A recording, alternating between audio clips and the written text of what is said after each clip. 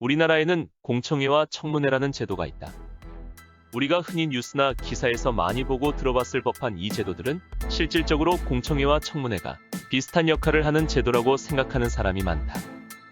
먼저 공청회란 민주주의 이념에 기초를 둔 주민 참여의 한 형태로서 국회 행정기관 사회단체 등에서 중요 정책의 결정이나 법령 등의 제정 또는 개정에 즈음하여 이해관계자나 그 분야의 권위자를 모아놓고 공식석상에서 의견을 듣는 제도이다.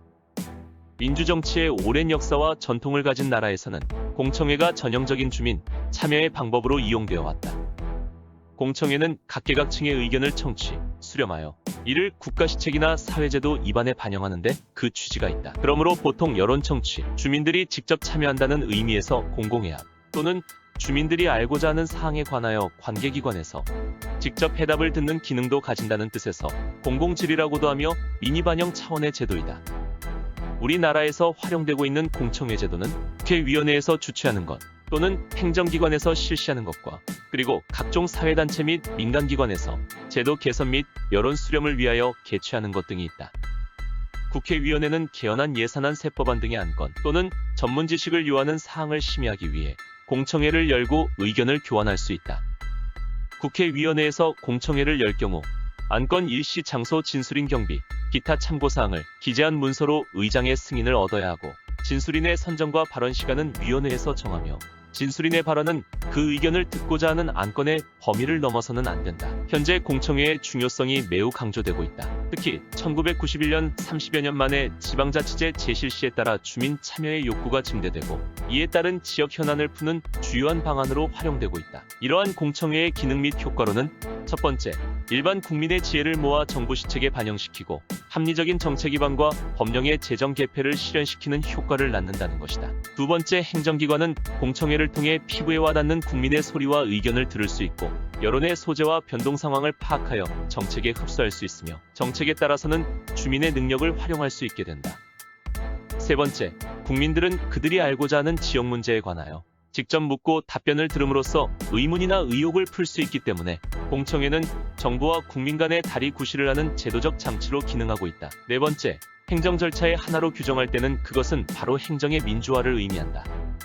마지막으로 정부의 중요한 시책이나 주민들의 권익에 직결되는 사항을 결정함에 있어 주민 통제가 가능해지며 아래로부터의 민주주의를 실현시킬 수 있는 제도적 장치의 하나이다. 공청회의 대표적인 사례로 지난 2021년 7월 20일에 국토교통부는 이륜자동차관리제도 개선 방안에 대한 다양한 의견 수렴을 위한 공청회를 개최했었다. 최근 코로나19로 인한 배달 대행 서비스 활성화 등 이륜차 수요가 확대되고 있으나 이륜차는 자동차와 달리 차체 등 구조적 특성상 안전에 다소 취약해 사고 건수와 사망자가 증가하는 추세로 사용 신고 이후 폐차에 이르는 운행 단계에서 보다 체계적이고 선제적인 관리 방안을 마련할 필요성이 대두되었다. 이러한 이유로 시행되었던 공청회에서는 이륜차 안전성 확보, 단속 실효성 제고 등 안전운행을 위한 제도적 기반을 마련하고자 불법 이륜차 일제 단속 및 신고제도 관리 강화, 안전검사제도 도입, 정비 전문성 제고, 폐차제도 도입 등 실정에 맞게 이륜자동차 관리제도에 대한 개선 방안이 마련되어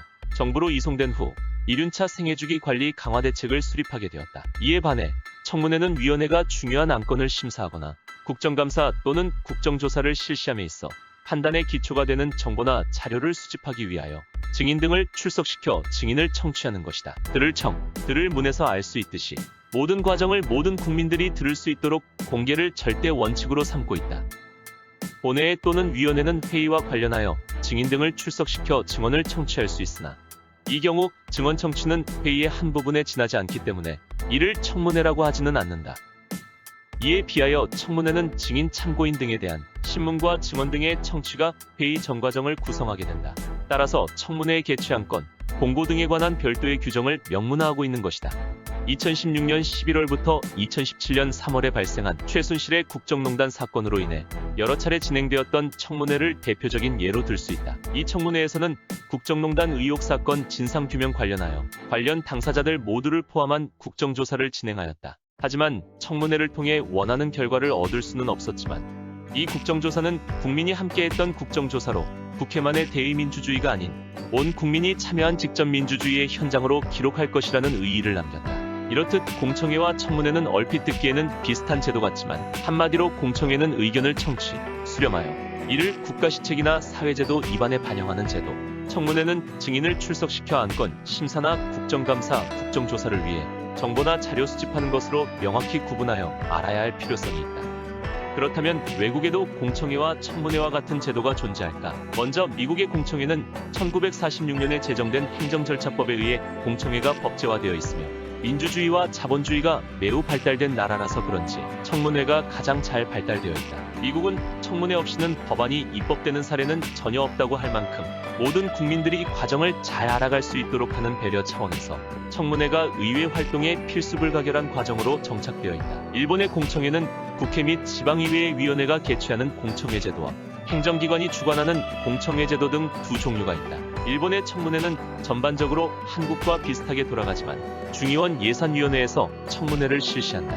한국과 다른 점은 정당한 이유 없이 출석하지 않으면 1년 이하 징역 또는 10만엔 이하의 벌금에 처한다.